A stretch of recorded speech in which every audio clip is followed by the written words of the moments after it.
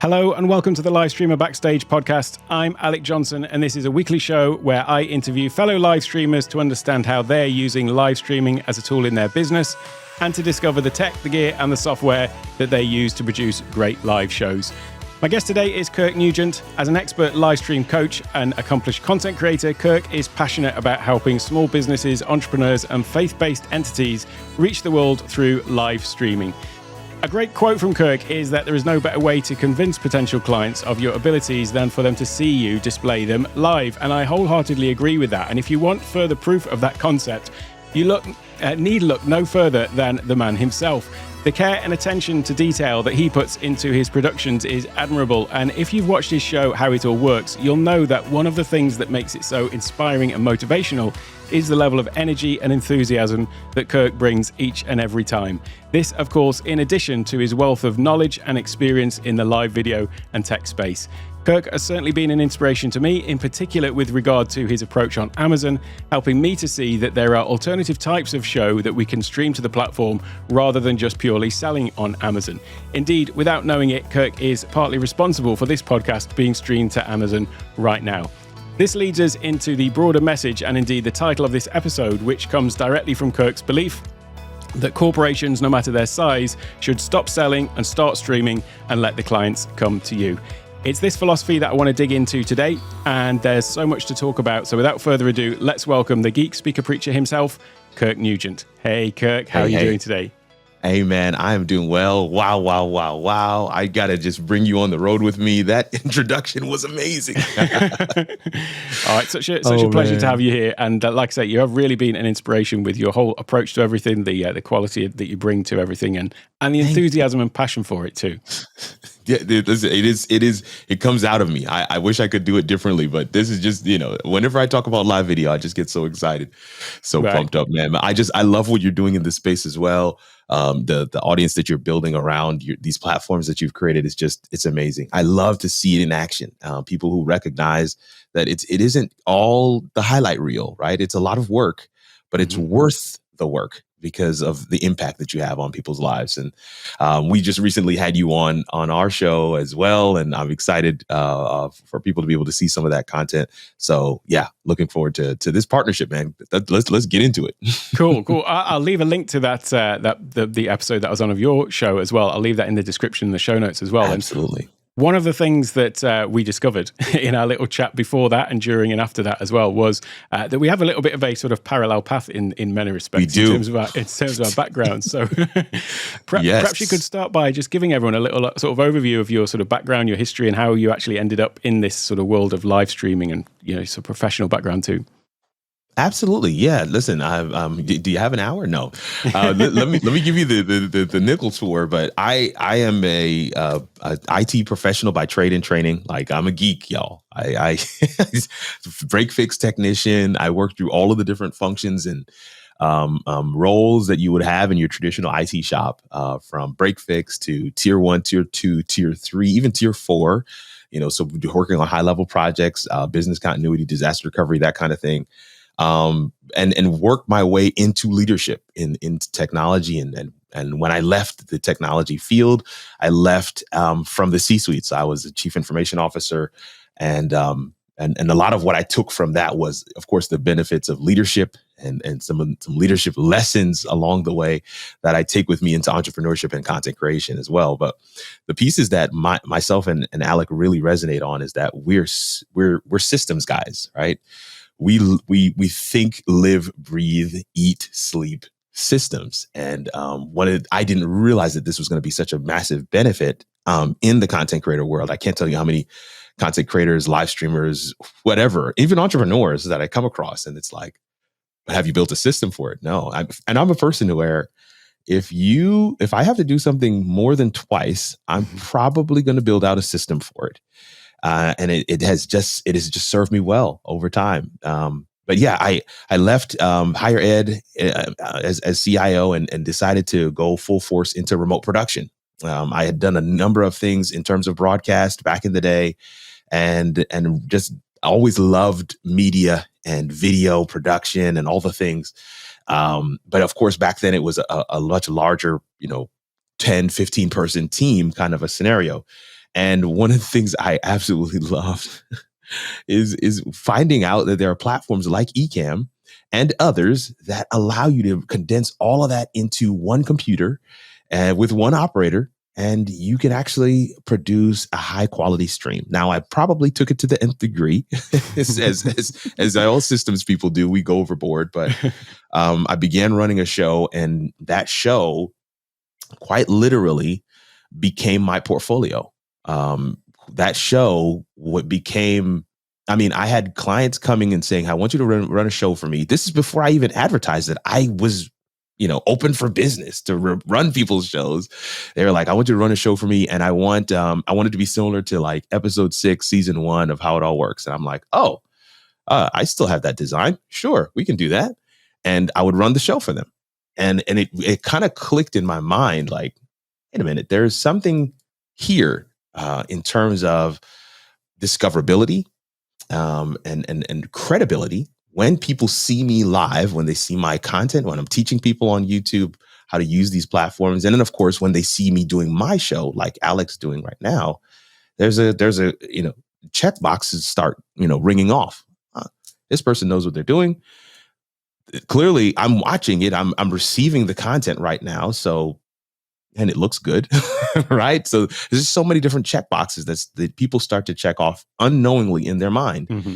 And they immediately put you in a category of someone who knows what they're talking about and is credible. But the other piece that is intangible, and we cannot overstate it, is discoverability. People can find you, and there's this whole beautiful interwoven thing that happens when you have YouTube content and you have a website and you start to link back and forth between the two, and you start to show up in search in ways that you never could have showed up before unless you had something that was video related. So I began to realize, like, okay, there's those two components of being able to be discovered, and then of course having this ability to go live. And I decided to test it out. with one of my primary clients. I said, okay, let's see what happens when we take your content and put it into a live show format and allow people to engage with you in the comments. And it went nuts. And literally, people were in the comment section saying, I need this guy to manage. He's a financial advisor. I need you to manage my money. I need you to manage my money now. How do I get a 5 minutes, 10, 15 minute discovery call with this guy?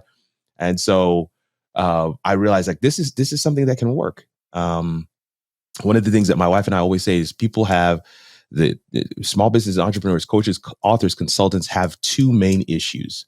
Number one, discoverability.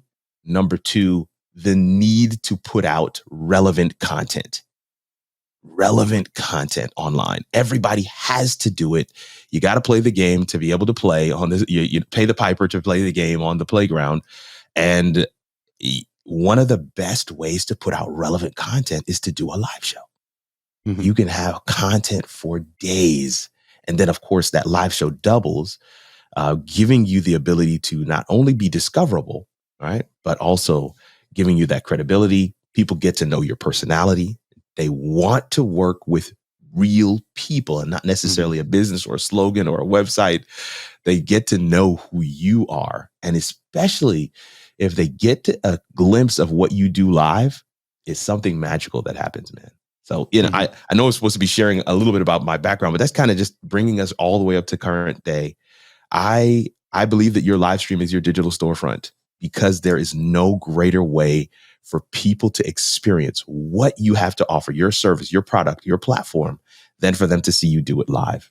And there's a special sauce that happens. There's a magic that's intangible that happens. And I love when people get the chance to experience that.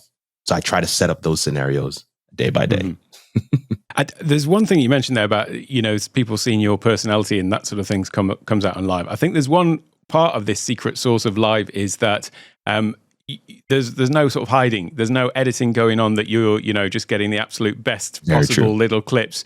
people are seeing you in your sort of truest form as it is, albeit, we're maybe trying our best because we're on camera. But, if something goes wrong, then, they're going to see, how you cope with those sorts of things. It might be little tiny things like a little glitch in your internet or whatever it happens to be. And so you are just sort of standing there. It's just as close to actually being with somebody sort of face to face as you can actually be, I think, in the live environment. And there's no sort of hiding behind anything, I think, in that respect. I think one of the things that has become evident over the course of the pandemic is that these relationships that we've formed online in these spaces are real. Mm-hmm. Yeah. I mean, especially coming out of the pandemic and getting a chance to finally start meeting some of the people that you've met and worked with and listened to and watched for hours on end. Coming out of the pandemic and you get a chance to meet them in person, you're like, wait a minute, it's the same person. Like, he's just as goofy and whatever they are on camera, they are that same person. And something to be said for the very deep connection that is made when somebody's watching a show. And in the faith-based space, I often say to those who do church content, there is that moment when somebody's watching your live program on a device is actually, it can be sometimes even more personal than just being one person of 1,000 in a massive church auditorium. I mean, it feels like the person's just talking to me when I'm on my device. Whereas if I'm sitting in the gathering, auditorium, I could just be one of thousands, and I don't know who they're talking to. I don't know who's looking at that time. But when I'm on my device, it's just me and that device, and I feel like, man, this is just for me. And so there's something that really personal that happens there that is intangible. We can't really put our fingers on it, but it's something really personal that happens when people watch your content live. Like, I mean, somebody's watching me and you right now, Alec. I mean, it's just really just the two of us. It's just space for the two of us on screen. It's a very personal scenario, right? And I think there's something to be said for that. And one of those things where when you get it right, and then right is relative, okay, but when you're able to share from a very real place, consistently answering a question, providing some form of value, and then, of course, sharing your authentic, real self, there's a connection that's made that is undeniable. And it absolutely transcends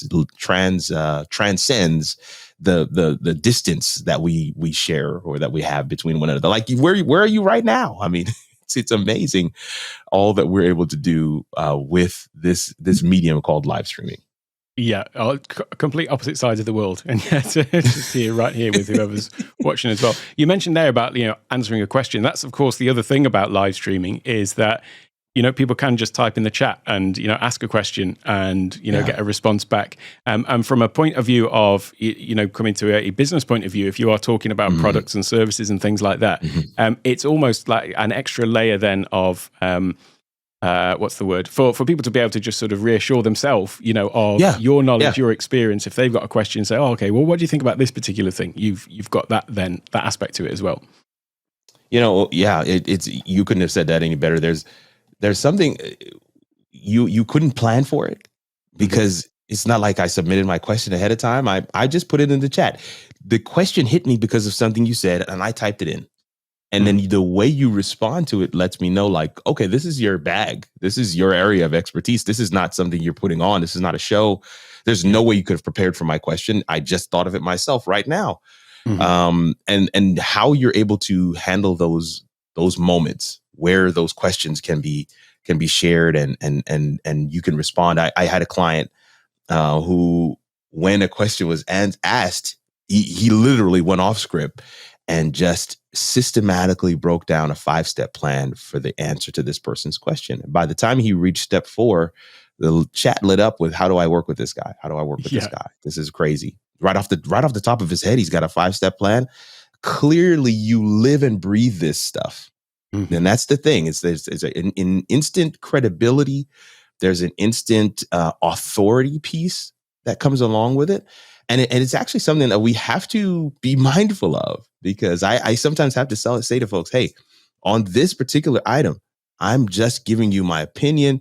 You have to differentiate, because because of the ability to really relate on camera and deliver messages and share value, people would just say, okay, well, whatever Alex says, I can take to the bank. And you almost have to differentiate sometimes, like, hey, on this particular piece, this is not my area of expertise or my vocation, my discipline, my training.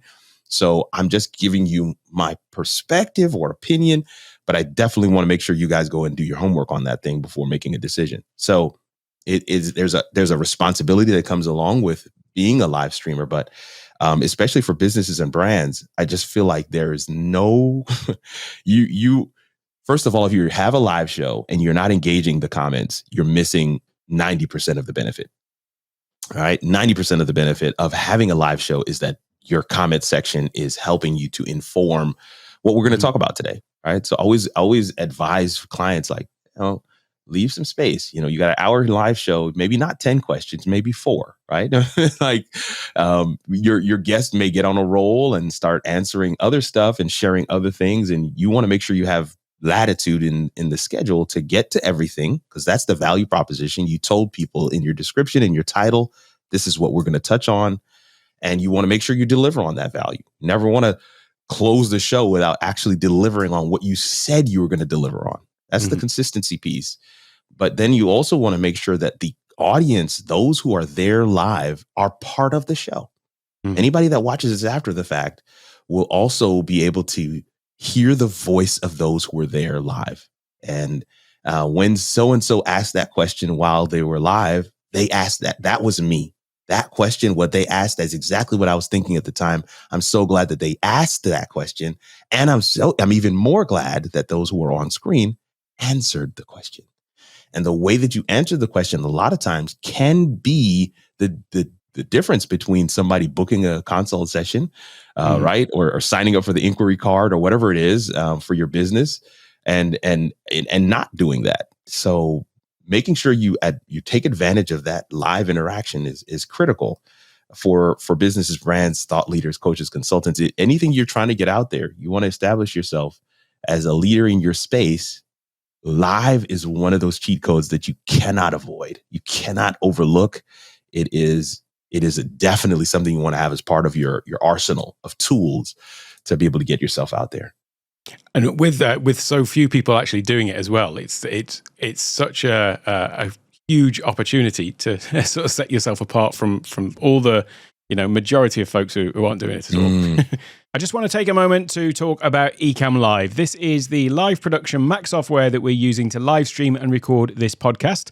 In my opinion, it is the best live streaming and recording software on the market today. So what exactly does it do? Well, essentially, it allows you to control the content that you're including in your video, be it a live stream or a recorded video. And you do this by building out different scenes that contain the content that you want to show. This content may be a feed from your camera or indeed multiple cameras, or you may be sharing a screen, which is what I do a lot of in my tutorial style videos that I make for my Take One Tech YouTube channel. You can share the screen from a second computer or maybe even a gaming console if you are a live streaming gamer. And just as we are doing in this podcast, you can also bring in guests using Ecamm Live's built-in interview mode, where guests can join from a browser and you can then incorporate their video and audio into your production. Finally, you can add all kinds of additional graphical and animated overlay elements and even movies to really add a level of branded professionalism that would be hard to achieve in any other way. The real magic happens though when you hit that record or go live button, because then you are able to seamlessly switch back and forth between all of the scenes that you've created. And indeed, this is how all of the videos have been created for my Take One Tech YouTube channel. And the reason it's called Take One Tech, by the way, is because all of the videos are made in one take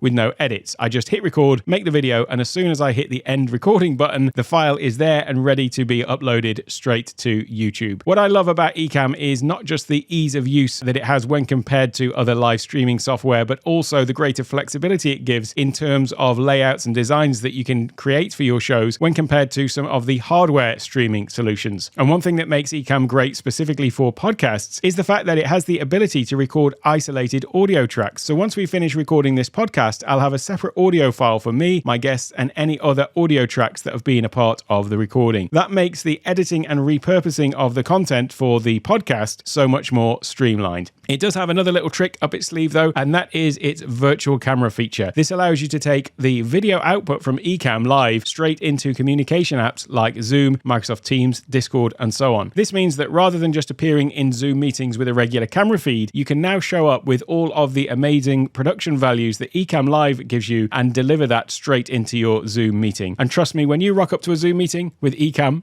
the other participants will be truly amazed. So whether for live streaming, recorded video content, or to level up your Zoom game, I highly recommend you give Ecamm Live a go. You can get a free trial by going to takeonetech.io/Ecamm. That's ECAMM. takeonetech.io/Ecamm. And of course, you can find a link to that in the show notes as well. You will certainly not regret giving it a go. Now let's get back to the show.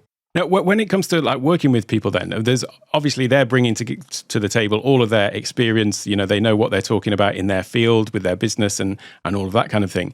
But then there's this potential hump to get over with. They've got to actually learn the sort of ropes in terms of actually live streaming and the sort of technical side of it. And then there's the sort of on camera presence. How would you go about in your experience, sort of coaching people with that aspect from it and getting them to come across as more sort of natural on screen? How would you go through that process with somebody? One of the things I like to do with clients, especially business clients who are, regardless, could be marriage, could be finance, could be, I don't know, health and wellness, beauty, fitness, whatever they might be. I like to sit with them through their process, whatever their normal process is. Let's say, in this case, I'm dealing with a fitness person, right? And I'll say, okay, let me, I'm going to do your show. Let me sit through one of your sessions. What do you mean? I want to sit through one of your regular sessions, what you do every day. Oh, okay, sure.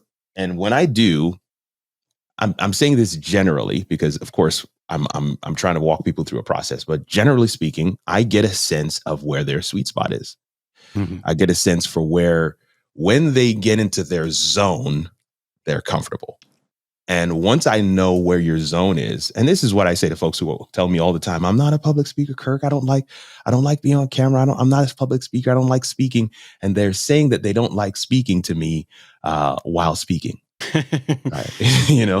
So I always find that to be hilarious. But I often say to folks, it's like, listen, everybody likes speaking, especially about what they like speaking about. All we've got to do is figure out how to get you into your zone. And a lot of times when I get into the session, whatever that session might be, and I see them at their best, I'm like, okay, yeah, you're perfect for live. And what it might take sometimes is just having a host come on camera and ask them the questions as they would in a session, as opposed to just having them dry on camera by themselves.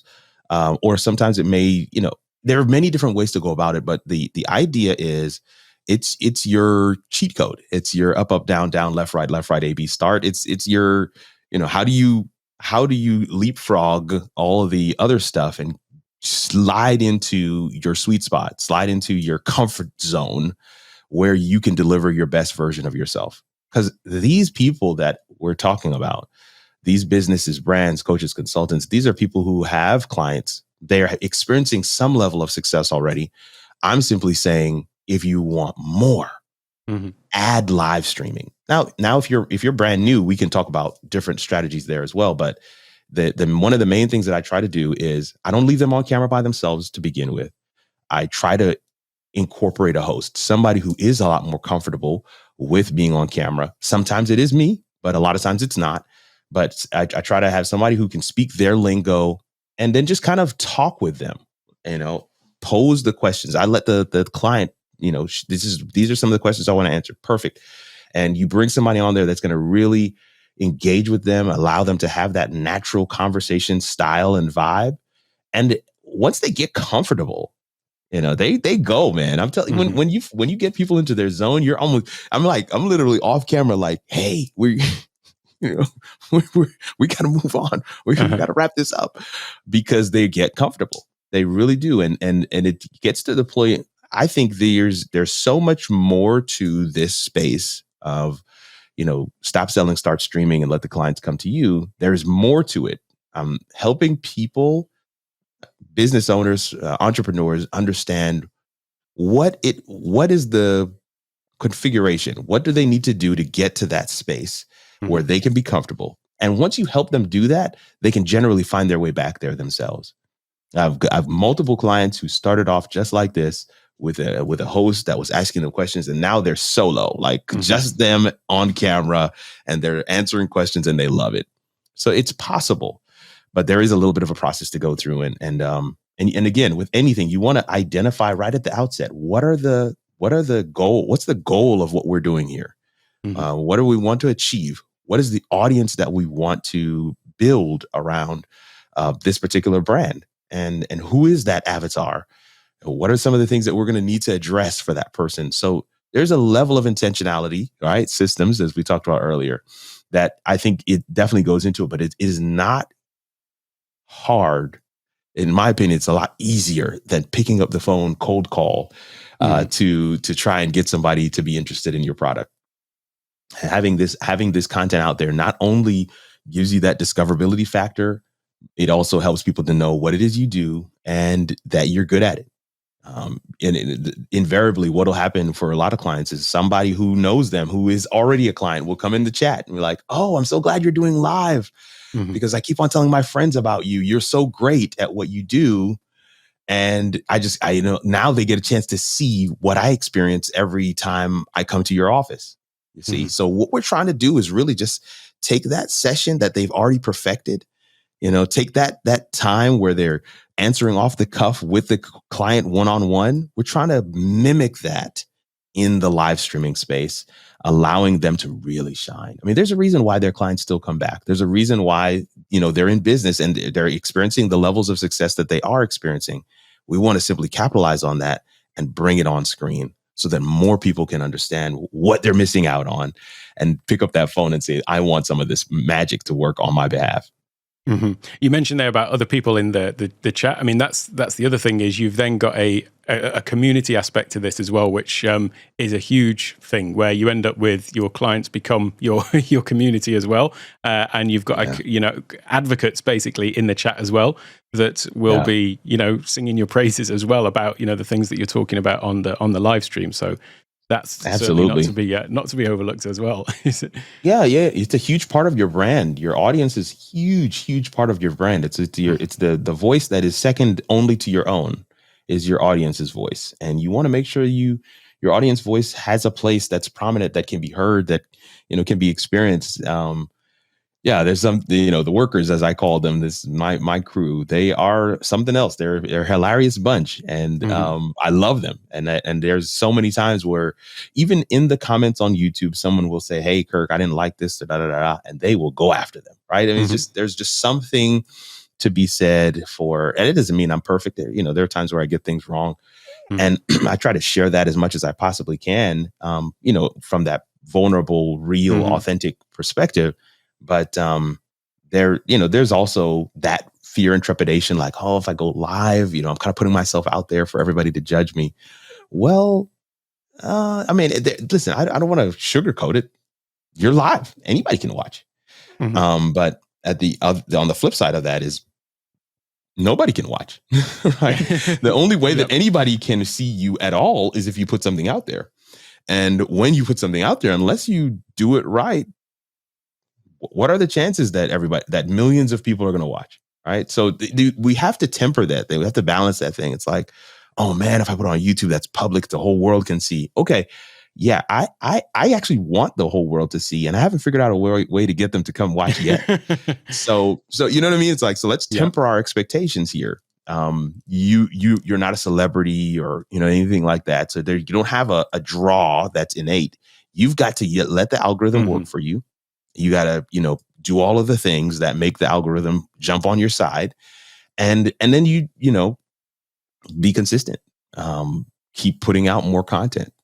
Keep putting out more, as I call them, soldiers, because they're like a wind-up soldier that never turns off. You put out a piece of content today, it will always be there. Always providing that value. Always pointing people to the call to action that you shared in that video. Always creating more people in your funnel. And again, every business, brand, thought leader, you understand the funnel. You understand it's a numbers game. The more people I can put in the top of that funnel, the more sales I can convert. your live show is your digital storefront. And why do I call it that? Because, Main Street USA used to have this main street with all these shops on either side, and you have these storefronts, and people who were fortunate enough to have those actual shops on Main Street, they actually sold space in the window, right? In the storefront window for other businesses to advertise their wares, to advertise their stuff. Mm-hmm. Why did they do that on Main Street? Because Main Street is where they got the most traffic. Main Street is where they had a lot of foot traffic, a lot of people coming back and forth, people coming from their rural areas into the city, into the Main Street to get their supplies and head back home. Sometimes they spend the entire day there, and they would window shop and they would go around. Your best chance of being discovered was to put your things on Main Street. Well, Main Street has changed. Main Street is now the World Wide Web. Main Street is your Facebook. Main Street is your YouTube. And now your digital storefront can do exactly the same thing as it did for us back then, today, if you have one. A lot of people have decided we're going to keep our storefront closed. So they don't have a live show, and they don't allow people to experience that greatness. Listen, at the end of the day, you either have that space for yourself or you leave it open for somebody else to corner the market there. And a lot of clients just recognize, like, even if this is not one of our major forms of referral, we still want to own that space, just for people to know that we exist and that we have expertise and value to add in this particular subject area, discipline, vocation. It is worthwhile just to be able to have that space for that reason. But I am a proponent that it will be a major source of referrals for you if you do it right. Mm-hmm. And you talk about different platforms earlier. So how would you look at the various different platforms that there are for people to go live on? So, when you're working with clients, how do you sort of think about that in terms of, the YouTubes, the Amazons and so on? What's your sort of approach for that?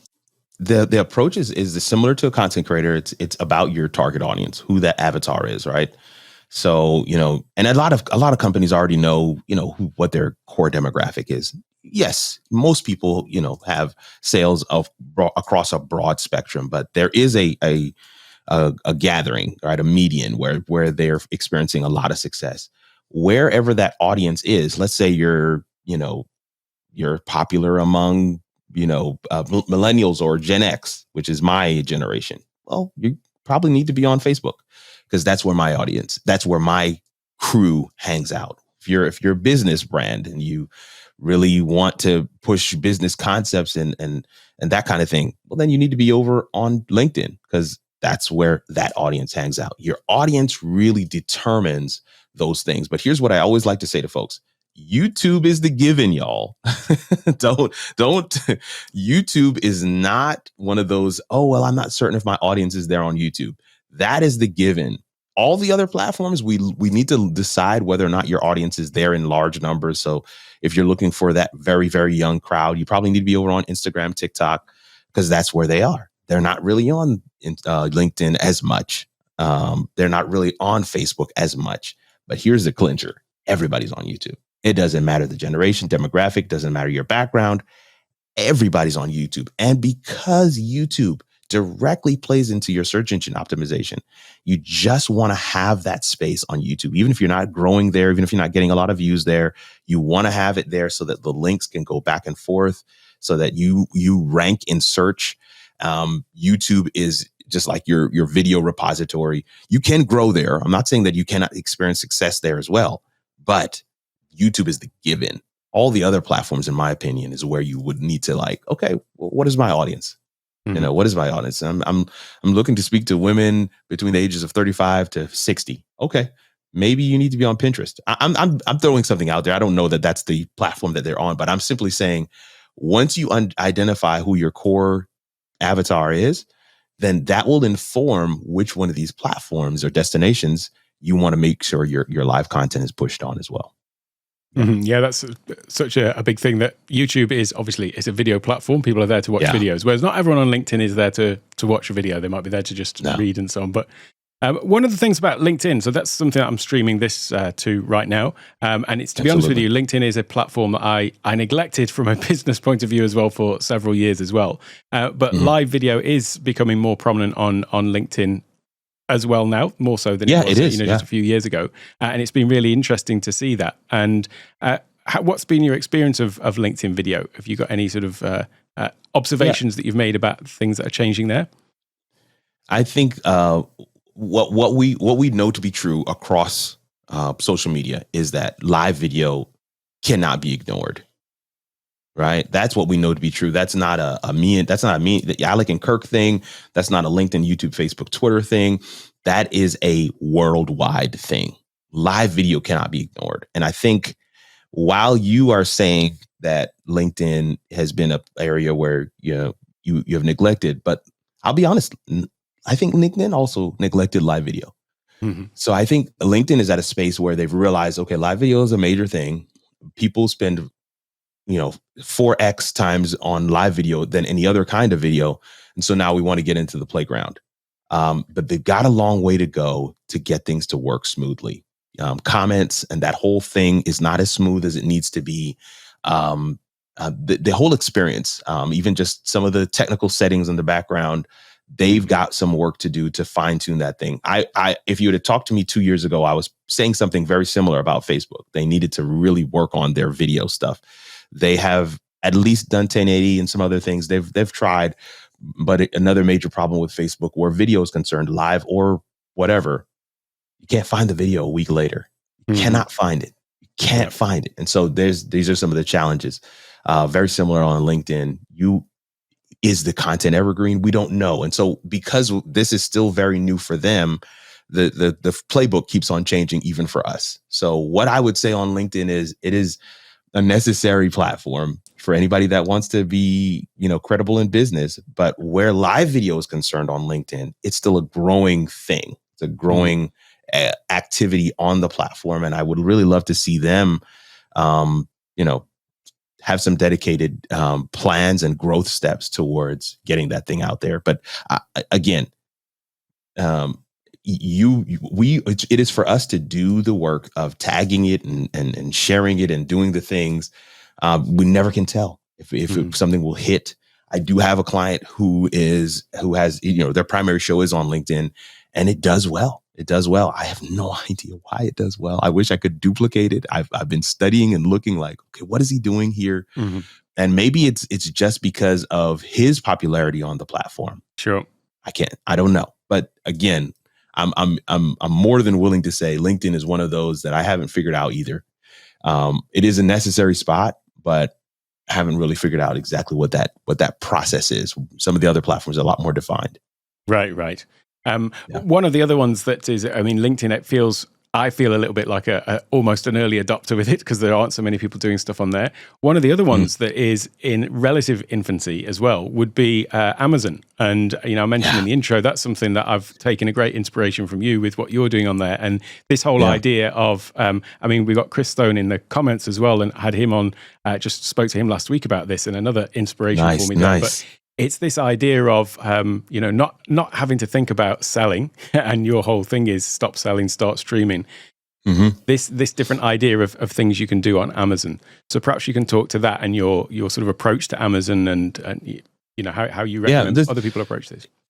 It's funny you mentioned Chris Stone because I had him on as well recently, and Chris and I want to say in our natural organic conversation, we came up with this phrase. Instead of live selling, try live solving. Mm-hmm. And what essentially that means is you're just telling people, this is how I solve this problem. Like this particular device, this whatever thing I'm highlighting on the platform. This is how I solve this problem. And you can share those things on there. But what I've also found on Amazon is that people are not just on Amazon looking for their next piece of gear or looking for their next item to buy, even though, yes, it is an e-commerce platform. People are just browsing through those Amazon videos for entertainment just as they would any other platform. Mm-hmm. And so one of the things that I've found to be very successful on Amazon is just teaching folks how to do what I do. So I will start my show with a full, coaching session. And I've got my slides up and I've got my 5 points and I just hammer away at that. And then I'll cut off the YouTube side and I'll just go into my live selling section live solving section where I've got my carousel already filled. A couple other things about Amazon that I would say that is worth noting. One of the biggest live streaming platforms is Twitch, and that is an Amazon platform. And we just cannot, overestimate that. We can't underestimate what they've learned from that to bring to Amazon Live as a platform.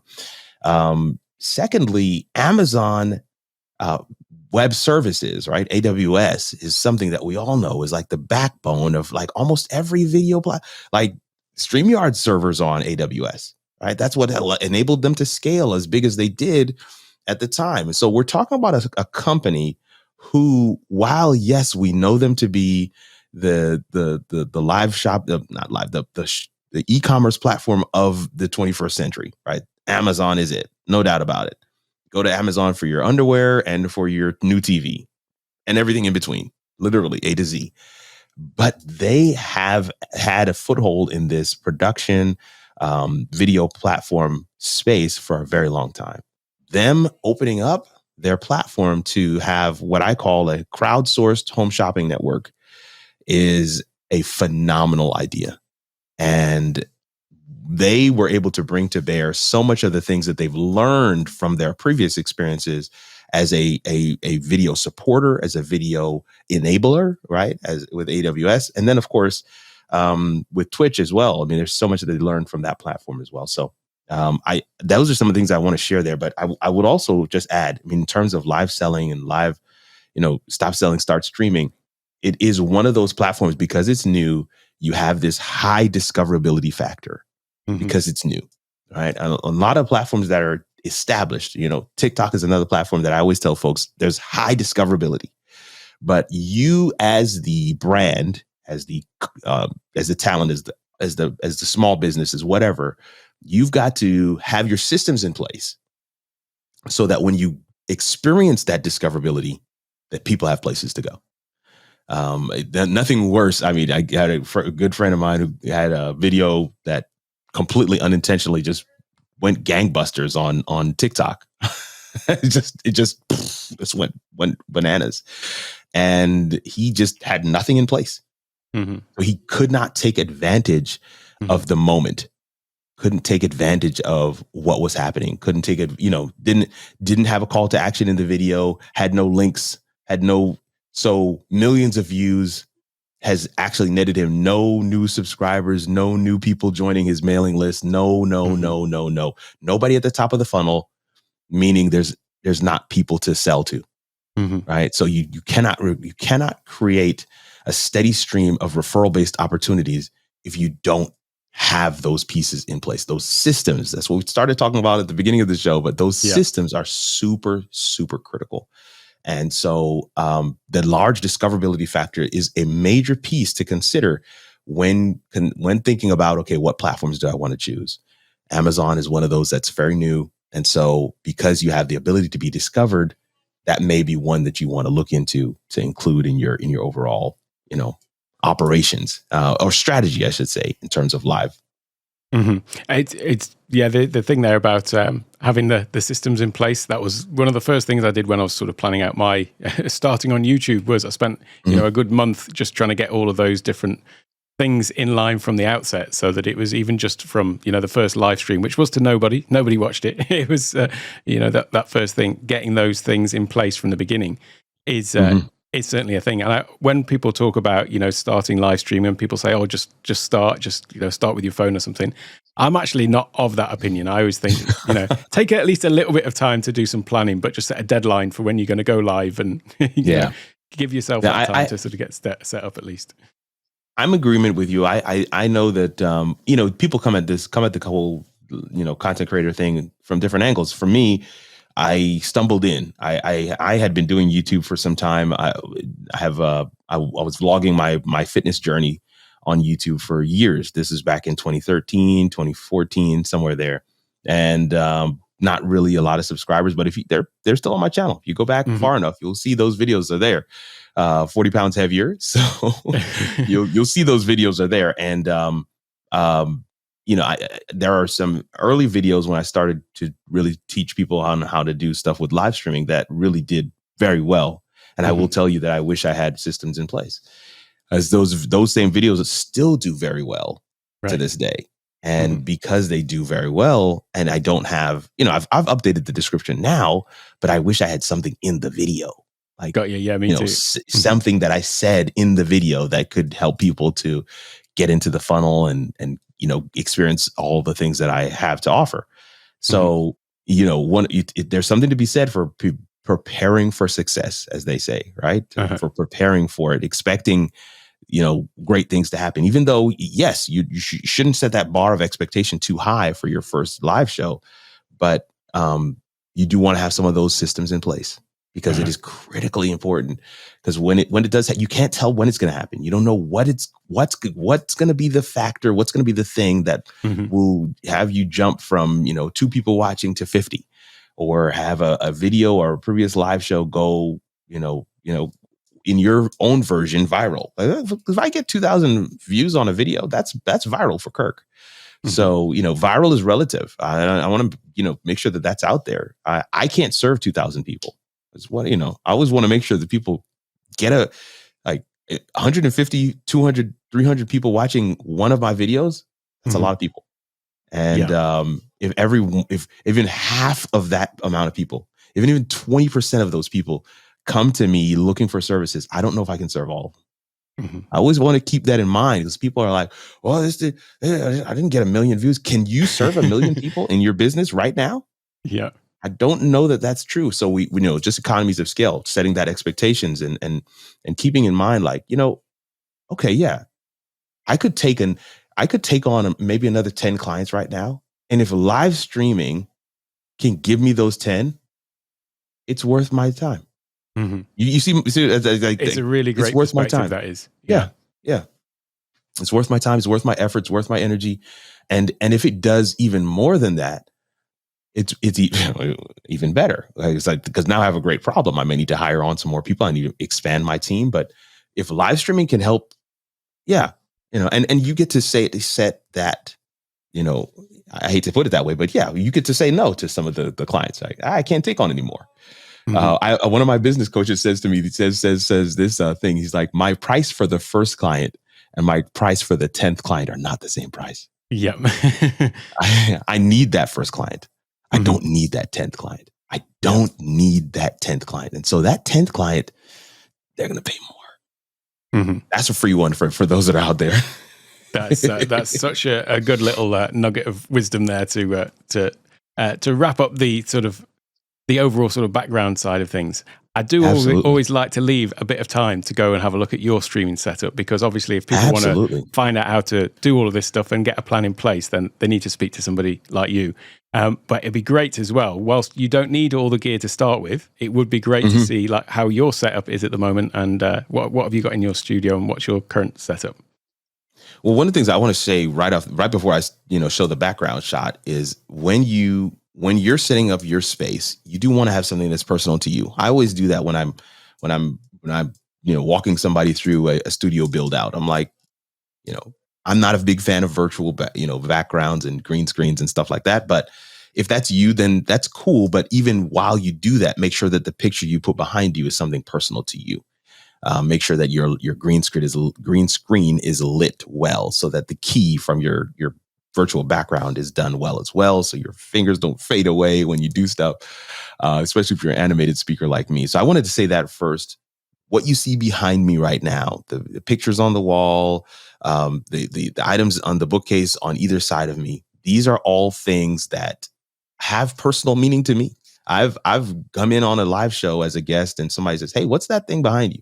"Oh, you mean this thing right here? That's my little Android minifigure," right? And they're like, "Oh, you're an Android guy," and that sparks all kinds of conversation. So, having personal items in your studio that mean something to you can be not only a personal touch, but it's also part of your brand. So, I wanted to share that first. But I do love sharing my behind the scenes shot, right? So this is the behind the scenes shot. I know that it's kind of crooked, and you know the lighting is definitely different. You can see my headphones behind me here, but I have a Rodecaster Pro here, and it's on an arm. Both the monitor and the Rodecaster Pro are on an arm. This is a 27-inch LG monitor that is on this Huanuo monitor stand. So it's a C clamp that sits on the desk, and this stand is really for a laptop, but I have it set up with the Rodecaster Pro and just turn it forward so that I have all these things in front of me, which is also really cool for just being able to do different sound effects while live. This is my screen that I have where, you know, I have all my production software on it. And then next to it, if I move out of the way, you can see my teleprompter, right? Glide Gear TNP 100 with the Lilliput A11 10-inch 4K monitor, Sony A6400 camera with a Sigma 16 millimeter lens. And that's what I look into. And so I have Alec on this screen right here in front of me, and I can maintain eye contact. And that's one of the reasons why I have it like that. In front of me, I also have the Stream Deck, right? So I have the Stream Deck here, Mac Mini, my reference monitors in terms of speakers. That's how I set my sound. The boom arm for the mic. This is a Rode PSA-1. I'm using the MV7X, Shure MV7X microphone. Then I've got the Godox SL60W light, my video light, with the Neewer Octagon softbox and the Egg Crate diffuser. And so that kind of just walks you through some of this setup right here. And I think, you know, one of the things that I always say to folks is that it is a journey. It is a journey. It is not, you know, it's definitely not a one size fits all kind of a thing. I never recommend that people go out and try to, you know, get all of these things while, you know, when they're just starting. I believe that, you know, you have your standards and your levels of where you want things to be, but you can put your wish list together and your start list together. Those can be two totally different lists. This is the list that I need to start, and this is the list that I would love to get to with time, and you can grow into that list. So even as you see all of this stuff here, they all have a reason and a purpose, and I'm excited to be able to share some of it with you. And what would you say out of everything is your favorite bit of tech? Because I think everyone has their own little thing that is their one little favorite out of everything. The Stream Deck has been, you know, it's such a game changer for me. Not just from a self-producer, right? Because I produce my own show myself. Having the ability to just kind of switch scenes and do different things and all the functionality that the Stream Deck allows me to do, it has been a game changer for me. So it's definitely my favorite piece of gear. But even for a remote producer, like as I produce other people's shows, having the Stream Deck is also so clutch. It's like having another, instead of having to move the mouse around, you just hit a button and that action happens. It is so clutch. So I just feel like, man, the Stream Deck has just been really, really one of my favorite pieces of gear in the studio. Absolutely. That was, to be honest, one of the sort of side benefits of me getting into, you know, doing all of this, the content creation side of stuff, because I had never heard of Stream Deck before. And then I got a Stream Deck to use for live streaming and for recording videos. And then I realized that this is possibly the ultimate productivity tool just for general use on the Mac, like to be able to fly around things on the Mac. I use it more for non-streaming and video stuff now than I actually do for the video stuff. Yeah, you know, that is so well said. Because a lot of people see the Stream Deck and they think, oh, it's for streamers. Mm-hmm. Yes and no, right? There's so much functionality that you can use it for. I mean, if you use any kind of NLE editor, right? A Final Cut, Premiere, whatever, there are Stream Deck integrations for those. But if you're on a Mac, period, point blank, this thing can really be a game changer. So this is absolutely one of those that I'm like, yeah, guys, you want to make sure you do this. Yeah, streamer or no streamer, you need a Stream Deck. It's pretty awesome. And the other one is, I mean, for me, it's like the Rodecaster recently has been something that, because I never had a Rodecaster Pro 1, but then I've got the 2 and I've made, you know, loads of videos about that and I've been really enthusiastic about it. But if I lost it tomorrow, then, you know, I could still get by. I've got my MV7, I can plug it straight into the computer. Do not dare take my Stream Deck away from me, though. Ever. I could not live without it. Yeah, it's Yeah. pretty. That is, I totally like wholeheartedly agree with you on that. I wholeheartedly agree with you on that. You don't take the Stream Deck away. The other question that I always like to ask is about any book recommendations that you've got. And you mentioned Called to Create, and I'm just interested to hear like what you got out of that and how that sort of influenced, what you're doing, and maybe tell us a bit about the book as well. Yeah, so I mean, literally, I can reach down and grab it. It's literally right next to me here now. But Jordan Rayner, the book Called to Create by Jordan Rayner is a book that when I was thinking about taking the plunge, as they call it, right, leaving formal employment and going on my own, I was kind of on the fence, and I feel like I had kind of been on the fence for some time. And wouldn't you know it, somebody invited me on their live show, right? Live, as they say, and they wanted a bunch of folks to come on the live show, and I came on there to chat about a couple of different things that I was doing at my church and some other stuff at the time. And the guy who's hosting the live show says, "Hey, we're going to discuss the beginning section of this book." And so he actually had it. He had the PDF, and he sent us the PDF. And I remember reading that thing in preparation for this live show, and I said, "Oh my goodness, Jordan Rayner, I got to get this book." So I ordered the book immediately. And it has just been such an impactful read for my life. The Christian's calling to create.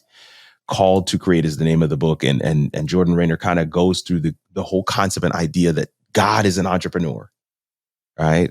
Because the creative part he's not talking about content creators. He's talking about entrepreneurs. He's talking about business. He's talking about, creating something for the good of others that is appealing, that is functional, but it's not actually going to benefit you. It's going to benefit everyone else.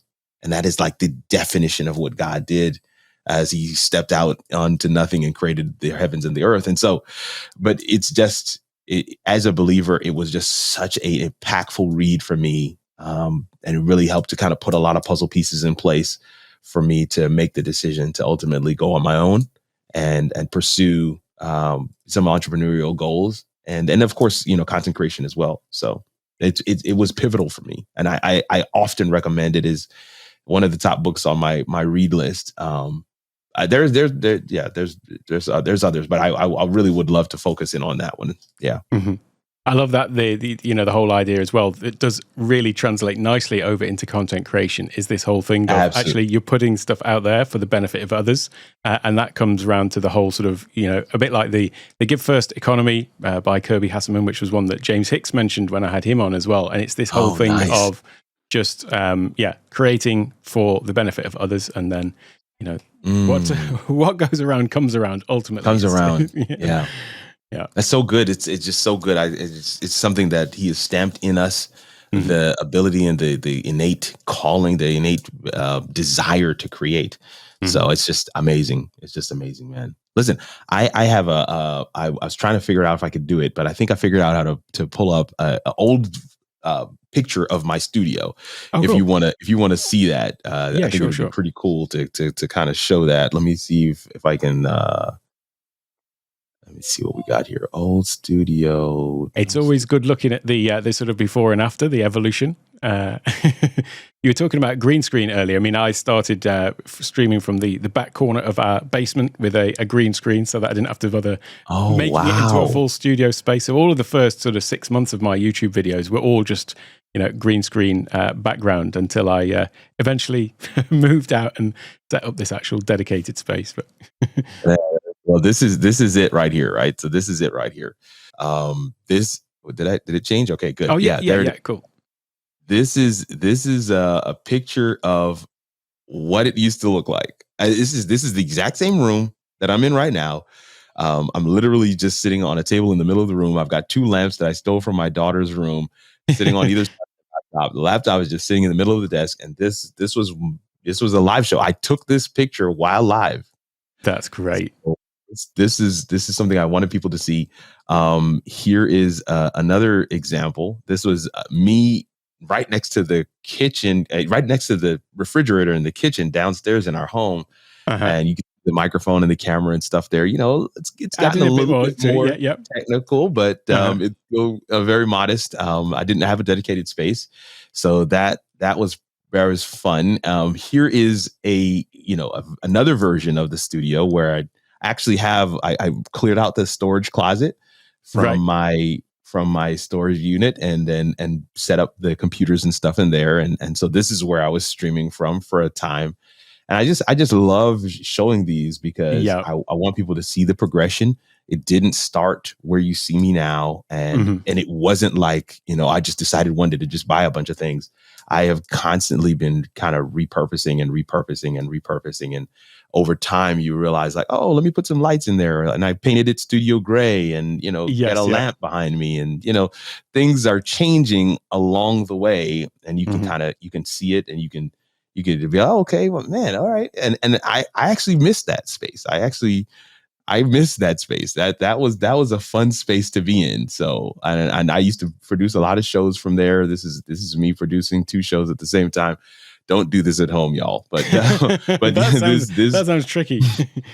It is very tricky. I had 2 different stations and I had 2 client projects that were live at the exact same time. It was crazy, but a lot of fun. And I did it in that space. I did it right there in that space, and to see it go from where it was to where I am currently has just been amazing. It has been amazing. So I hope that really helps somebody out there who's kind of like, oh, I don't know if I can, I don't know if I can do this, but I hope that helps somebody out there with seeing what's possible in these spaces. That seems like a really good place to wrap it up on. And this whole thing of, you don't need to just dive in and go out and buy everything all at once, but sort of building it up and knowing that it is a sort of an evolution.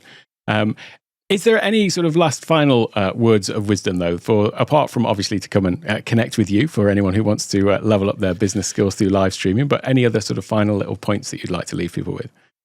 I think what you said there, I would love an opportunity to talk with any of you.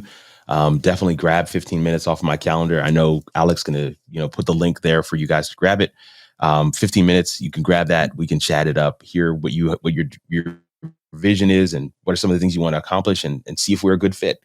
But one of the things I do want to share with the business folks that are out there, you just don't know what all you're missing from a advertising perspective with live video until you get a chance to really do one for yourself. Literally, there is an audience waiting to hear you say your thing the way you say your thing. And that will never happen until you actually take that step to share content in a live way.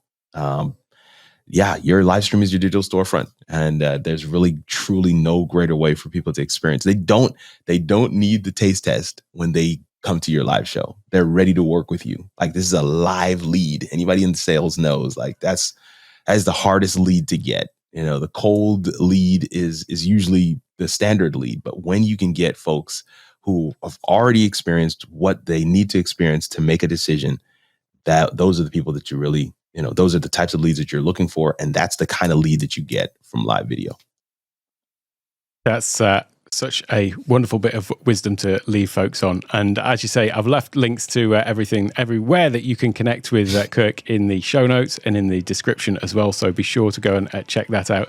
And just thanks so much for coming on and sharing your knowledge and expertise with everyone, Kirk. It's been really lovely speaking to you. Thank you, man. Appreciate you setting up this space and for the opportunity.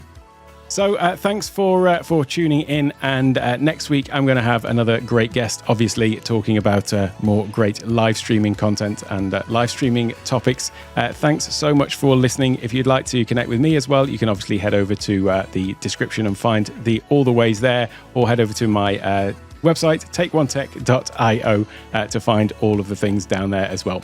So I'll see you next time with another great guest, another great conversation. Thanks so much for tuning in. I'll catch you next time.